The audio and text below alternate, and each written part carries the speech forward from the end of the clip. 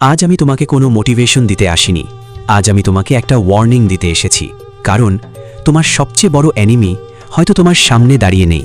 সে হয়তো প্রতিদিন তোমার সাথে হাসে, তোমার সাথে কথা বলে, আর ধীরে ধীরে তোমার মাইন্ড কন্ট্রোল করার চেষ্টা করে। এটাই ডার্ক ম্যানিপুলেশন।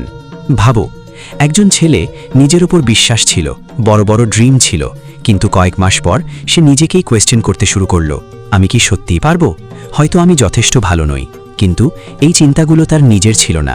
ধীরে ধীরে কেউ একজন তার কনফিডেন্স চুরি করে নিয়েছিল। ডার্ক ম্যানিপুলেশন চিৎকার করে আসে না, এটা আসে মিষ্টি কথায়। বারবার ডাউট তৈরি করে, তোমাকে এমন অনুভব করায় যেন তুমি সবসময় রং আর অন্যজন সবসময় রাইট। যেদিন তুমি নিজের ডিসিশনকে বিশ্বাস করা বন্ধ করবে, সেদিন থেকেই তুমি নিজের লাইফের ড্রাইভার থাকবে না। সবচেয়ে ডেঞ্জারাস থেফট টাকা চুরি নয়, তোমার সেলফ বিলিফ চুরি। যখন কেউ বারবার বলে তুই পারবি না, এটা তোর জন্য নয়, তোকে দিয়ে কিছু হবে না, তখন তারা তোমার পকেট নয়, তোমার মাইন্ডে অ্যাট্যাক করছে। আর যদি তুমি সেটা বিলিভ করে ফেলো, তাহলে ব্যাটল শুরু হওয়ার আগেই তুমি হেরে গেছো।